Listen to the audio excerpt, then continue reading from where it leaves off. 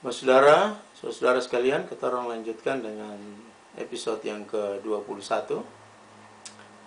Tadi pada akhir episode yang ke-20 itu, poin yang ke-10 itu, yaitu bujukan, intimidasi, dan pemaksaan kehendak kepada rakyat. Ya. Jadi, dong masuk di kampung-kampung, bujuk rakyat, bikin talut lah, kasih beras lah, macam-macam. Itu semua gula-gula habis. Ya, tak? Bila saya ada RMS lah, dan macam-macam. Pokoknya apa saja yang membuat pemerintahan Jawa nih, ada saja. Jadi, itu. Yang ke-11, tindakan pembunuhan secara pelan-pelan dengan cara-cara kotor dan bengis. Ya, penciptaan konflik negeri ini dan ini. Salam dan salam, Kristen dan Kristen, salam dan Kristen. Ini masih berlanjut kan? Beberapa saat yang lalu kan ada di negeri-negeri salam dan salam, ada kan? Konflik lagi. Itu mereka. Dari dulu dia bikin.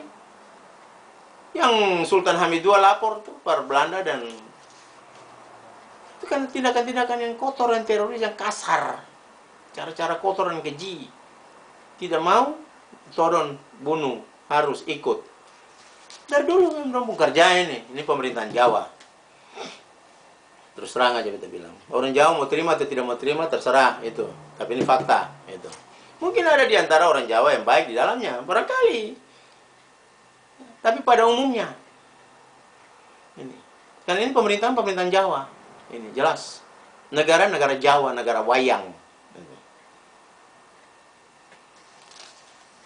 Yang tidak tahu ujung pangkalnya.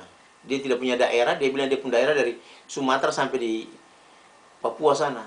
Dari mana dia pancuri, dari mana dia punya daerah, dia bilang Mojopahit apa, dari mana sampai ke mana. Di Maluku Utara ada Majapahit, mau bilang Majapahit dari Sumatera sampai di West Papua sana. Ini kan sudah gila. Sudah gila di siang hari bolong. Tapi itulah faktanya. Jadi itulah ada 12 ya, ada 11, bukan 12, ada 11 tindakan-tindakan yang masih berlaku sampai dengan saat hari ini. Dan apa yang saudara lihat di Maluku, di mana-mana, itu semua. Mereka memang sengaja ciptakan konflik di mana-mana, teror di mana-mana, dan sebagaimana apa yang dorang bikin supaya tak ada minta kepen dari luar lagi untuk atur ini, atur itu, pada kepen masuk di kantong lagi.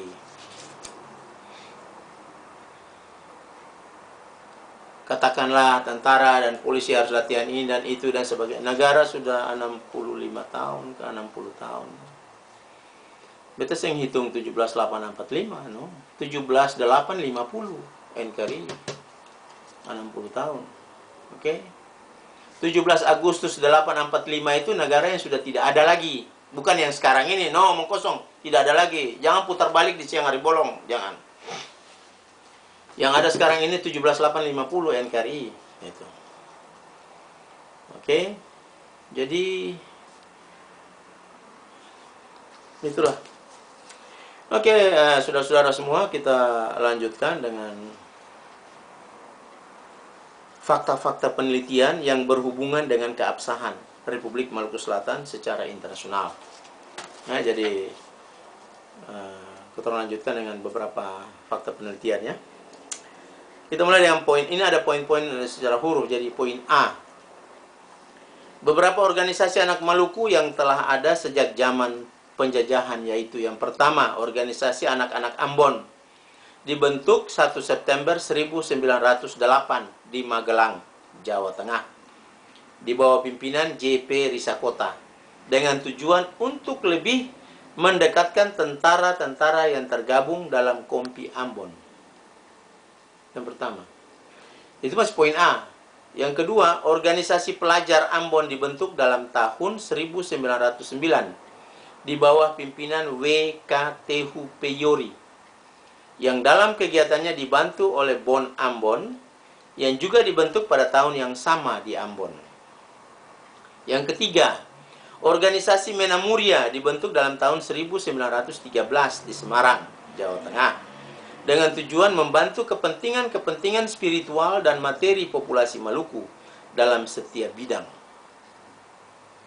Dan yang keempat, organisasi Sarekat Ambon dibentuk oleh wartawan A.J. Pati di Semarang, 9 Mei 1920, dengan tujuan semata-mata peningkatan kepentingan spiritual dan materi rakyat Maluku atau rakyat Ambon untuk memperoleh bentuk-bentuk parlemen pemerintahan Maluku dan membangun rakyat Maluku kepada suatu kesatuan nasional Maluku. Sudah dengar?